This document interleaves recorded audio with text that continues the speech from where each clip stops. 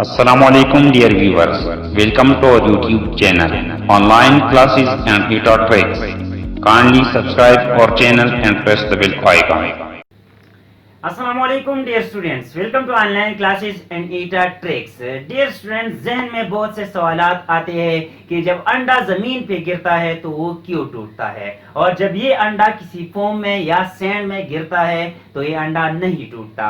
Dear students, इस तरह अगर हम एक पंच को वॉल पे मारे तो हमारा जो हैंड है वो हर्ट हो जाता है, लेकिन अगर हम इस पंच को किसी फोम पे या तकिया पे मारे तो हमारा जो हैंड है वो हर्ट नहीं होता।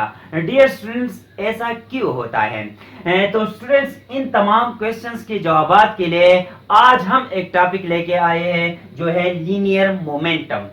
डियर स्टूडेंट्स, लीनियर मोमेंटम हमारे पास क्या है? लीनियर मोमेंटम असल में एक फिजिकल क्वांटिटी है जो एसोसिएटेड है with moving body. So we can say that linear momentum is a physical quantity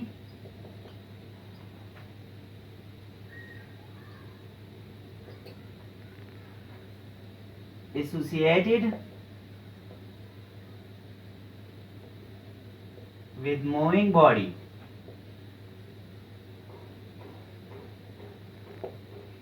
dear students, moving body से मुराद क्या है? मूविंग बॉडी से मुराद है motion of the body. So we can write here motion of the body.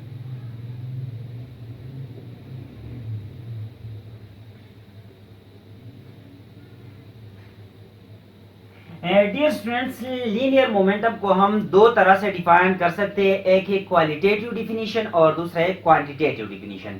Qualitative definition से मुराद वो है जो आप फील कर रहे हैं, जबकि क्वांटिटेटिव डिफिनीशन से मुराद वो है जो आप मेजर कर रहे हैं। So we can define linear momentum in two ways. Number one, qualitative definition.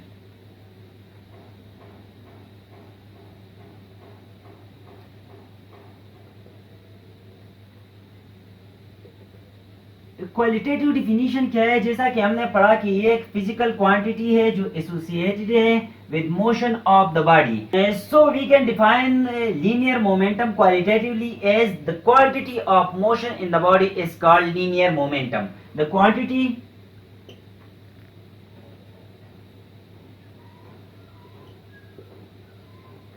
Of motion in a body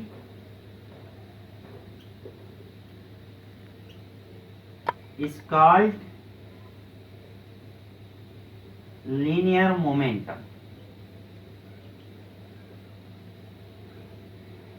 अब डियर स्टूडेंट्स, यहाँ पे मैंने लिख लिया quantity of motion. Quantity of motion से मुराद क्या है? क्वांटिटी ऑफ मोशन से मुराद है वेलोसिटी। तो डियर स्टूडेंट्स, यहाँ पे हम कह सकते हैं कि the quantity of velocity in a body is called linear momentum. अब डियर स्टूडेंट्स, सपोज हमारे पास ये है एक मोटर कार और एक है बाइक।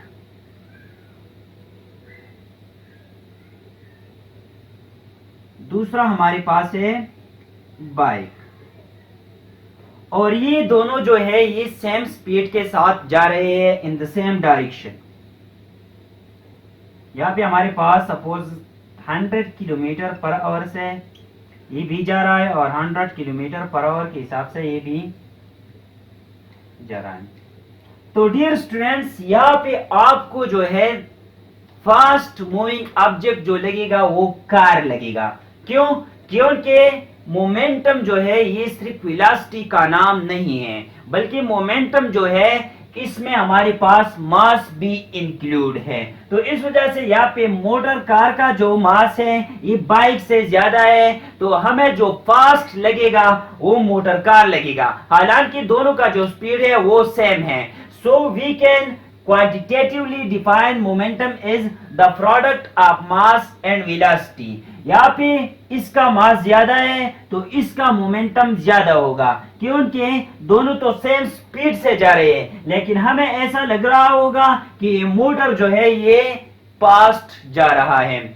इसी तरह अगर आप एक मोटर को ले लें और एक ट्रक को ले लें तो अगर दोनों सेम स्पीड्स के साथ जाएंगे तो हमें लगेगा कि ट्रक जो है वो फास्ट जा रहा है, तो इस वजह से वहां पे ट्रक की जो मोमेंटम है वो ज्यादा होगी। So quantitative definition of momentum is quantitative definition.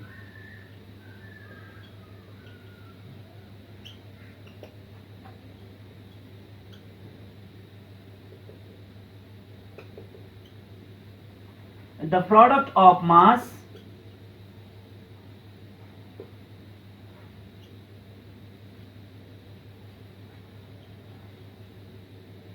and velocity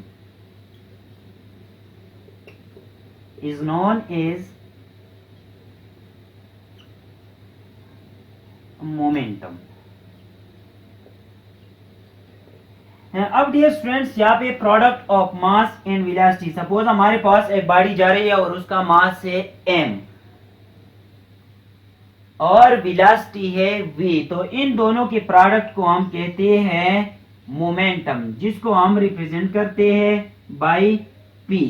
here p is momentum, m is mass of the body and v is velocity of the body. अब डियर स्टूडेंट्स मोमेंटम का nature क्या होगा? Nature of momentum, nature से मुराद क्या है कि momentum जो है ये स्केलर क्वांटिटी है या वेक्टर क्वांटिटी है। तो यहाँ पे अगर आप देखें तो actually it is the quantity of motion, और we can say that the quantity of velocity, the quantity of velocity in the body is called momentum. So यहाँ पे वेलोसिटी जो है ये वेक्टर क्वांटिटी है, तो मोमेंटम जो है ये भी हमारे पास वेक्टर क्वांटिटी होगी। So we can say that momentum is a vector quantity. It is vector quantity and having direction is equal to the direction of velocity.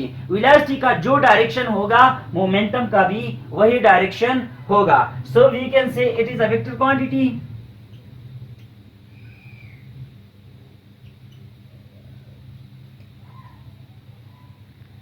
Having direction is equal to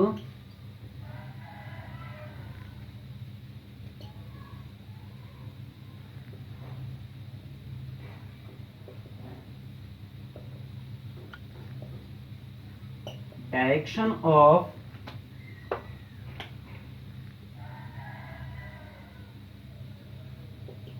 velocity. Velocity का जो direction होगा वो momentum का भी होगा। यहाँ पे P is equal to M cross V है। तो डियर स्टूडेंट्स ये क्रॉस प्रोडक्ट नहीं है, क्योंकि क्रॉस प्रोडक्ट जो होता है वो हमारे पास दो वेक्टर्स के बीच में होता है। यहाँ पे M जो है ये मास है जो स्केलर है, और V वेलोसिटी है जो वेक्टर है। तो यहाँ पे एक वेक्टर है एक स्केलर है, तो यहाँ पे हम नहीं कह सकते कि ये स्केलर प्रोडक्ट है, ये हमारे पास डायरेक्ट प्रोडक्ट है जो मास और वेलोसिटी के दरमियान है। अब डियर स्टूडेंट्स इसका यूनिट हमारे पास क्या आ जाएगा? यूनिट ऑफ मोमेंटम है, तो मोमेंटम का यूनिट आ जाएगा इज इक्वल टू मास का यूनिट जो है वो है किलोग्राम, वेलोसिटी का है मीटर पर सेकेंड। तो ये हमारे पास यूनिट हो गया मोमेंटम का। डियर स्टूडेंट्स एक दूसरा यूनिट भी यूज होता है बुक्स में, अक्सर वही यूनिट लिखा होता है, तो उस यूनिट को हम डिराइव करते हैं केजी मीटर पर सेकंड है हमारे पास, तो इसको सेकंड से मल्टीप्लाई भी कर ले और डिवाइड भी कर ले, तो हमारे पास आ जाएगा kg metre per second square multiply by second. Kg metre per second, ये हमारे पास केजी जो है मास है, मीटर पर सेकंड स्क्वायर जो है ये एक्सेलरेशन है, ma, तो ma हमारे पास इक्वल है फोर्स का, और फोर्स का यूनिट है न्यूटन, तो इसकी जगह हम न्यूटन लिख सकते हैं, और दूसरा हमारे पास सेकंड अपनी जगह पे आ जाएगा। तो ये भी हमारे पास SI यूनिट है मोमेंटम का, और ये भी SI यूनिट है मोमेंटम का। अब dear students we are going to express Newton second law in term of momentum, और we can say Newton second law and linear momentum. Dear student Newton second law का जो genuine form है वो असल में force in term of momentum है। ये F is equal to ma जो है ये हमने इससे डिराइव किया हुआ है, जो आज हम पढ़ेंगे वो न्यूटन सेकंड लॉ का जेन्युइन फॉर्म है। डियर स्टूडेंट्स हमने पढ़ा था न्यूटन सेकंड लॉ में कि F जो बराबर होता है वो ma के बराबर होता है। यहाँ पे फोर्स वेक्टर है, एक्सीलरेशन वेक्टर है, जबकि मास तो है ये स्केलर है। डियर स्टूडेंट्स, अब सपोज हम यहाँ पे एक बॉडी लेते हैं जिसका मास है m और इसका इनिशियल वेलोसिटी है vi। इस पे फोर्स एक्ट करेगा तो इसकी जो वेलोसिटी है चेंज हो जाएगी फ्रॉम vi टू vf। और जब वेलोसिटी चेंज हो जाएगी तो this will change in velocity is called acceleration. इस बॉडी के पास एक्सीलरेशन आ जाएगी and according to Newton second law this force is equal to mass times acceleration which is given as F is equal to m है। अब dear students, यहाँ पे इस बॉडी के पास एक्सीलरेशन आई है तो वो एक्सीलरेशन किस चीज की इक्वल होगी? तो यहाँ पे एक्सीलरेशन जो है वो हमारे पास होता है change in velocity divide by change in time. So we can write a is equal to vf minus vi divide by delta t। यहाँ पे जो वेलोसिटी में चेंज आई है वो है vi to vf। So we can write delta v is equal to vf minus vf minus vi यहाँ पे इस इक्वेशन में पुट कर ले तो हमारे पास आ जाएगा f is equal to m into vf minus vi divide by delta t आ जाएगा। अब डियर स्टूडेंट्स, m को अंदर मल्टीप्लाई करें तो f is equal to m vf minus m vi divide by delta t आ जाएगा। f इज इक्वल टू, हमने मोमेंटम का डिफिनीशन जो क्वांटिटेटिव डिफिनीशन किया, हमने कहा कि mass into velocity is called momentum और the product of mass in velocity is called momentum. Here we have velocity changes from vi to vf, so the mass remains constant while the velocity has changed from vi to vf, so the momentum will also change from pi to pf, so we can replace mvf by pf which is the final momentum. Here we can write mvi which is equal to pi, so we can write pi divided by delta t. अब dear student, change in momentum, यहाँ पे final momentum minus initial momentum which is equal to change in momentum, so we can write f is equal to delta p divided by delta t. This is the genuine form of Newton's second law of motion। जो f is equal to ma है वो हमने इससे derive किया हुआ है। सही form जो न्यूटन सेकंड लॉ का है वो ये है f is equal to delta p divide by delta t। इससे क्या मुराद है कि जब एक बॉडी पे फोर्स लगेगा तो उस बॉडी का जो मोमेंटम है वो चेंज होगा with respect to time. So we can write the time rate of change of momentum is equal to force which is Newton second law of motion. This is the genuine form of Newton second law of motion. So we can write the time rate of change of momentum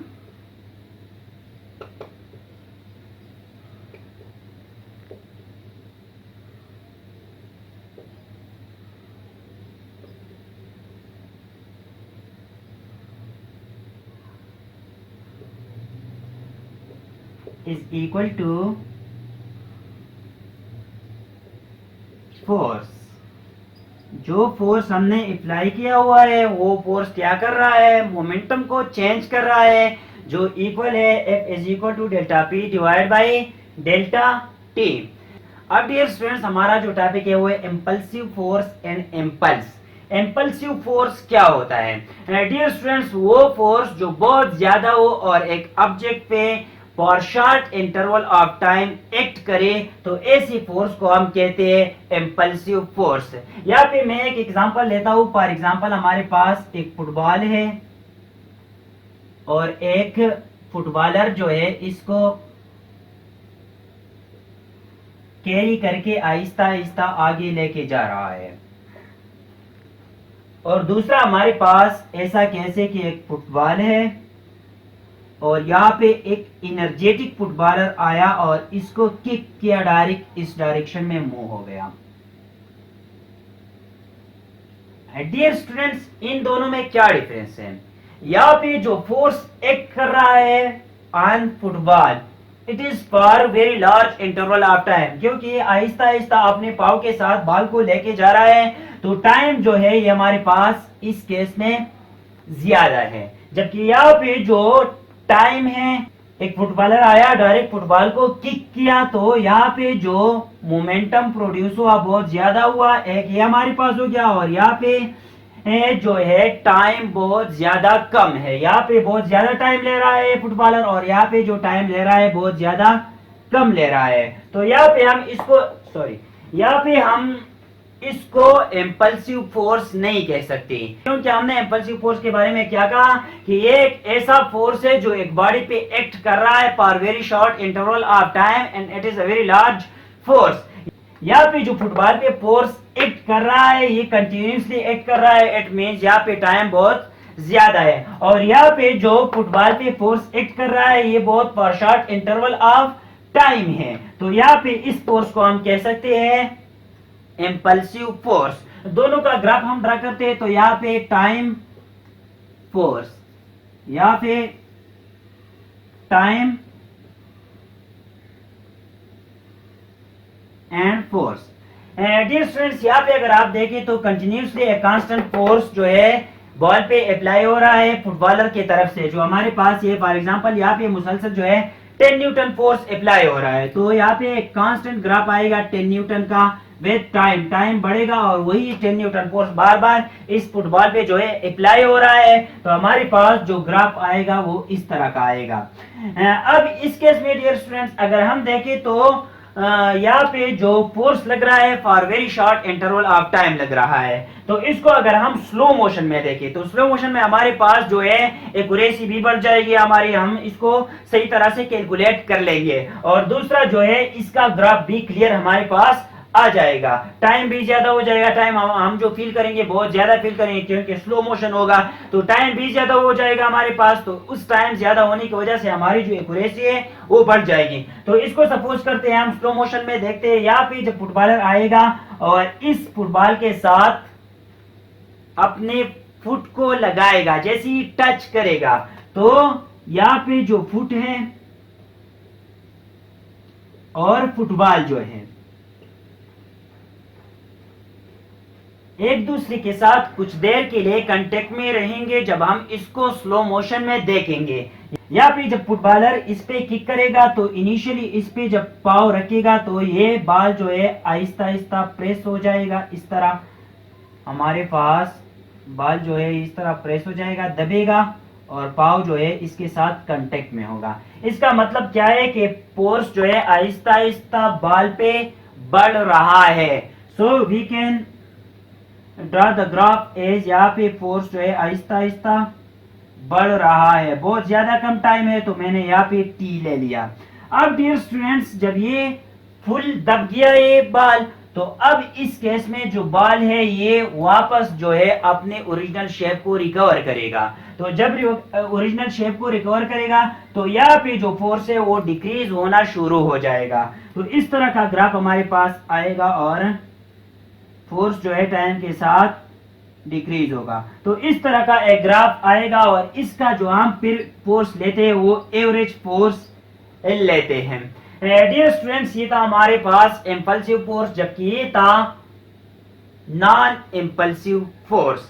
अब dear students impulsive force की वजह से यहाँ पे क्या हो रहा है, चेंज इन मोमेंटम प्रोड्यूस हो रहा है, मोमेंटम में चेंज आ रहा है। That change in momentum is called impulse. उस चेंज इन मोमेंटम को हम कहते हैं impulse. So we can write, हमने अभी पढ़ा कि F is equal to delta P divide by delta T. F is equal to delta P divide by delta T. F is equal to delta P divide by delta T. So we can shift delta T to this side. We have F delta T is equal to delta P. हमने कहा कि जो change in momentum आ रहा है उसको हम कहते हैं impulse. So we can replace delta P by J which is impulse. यहाँ पे इम्पल्स जो है हम जे से रिप्रेजेंट करते हैं, कुछ बुक्स में जो है आई से रिप्रेजेंट किया हुआ है, आप आई से रिप्रेजेंट कर ले या जे से रिप्रेजेंट कर ले, कोई फर्क नहीं पड़ता। तो यहाँ पे आ जाएगा F delta T is equal to J.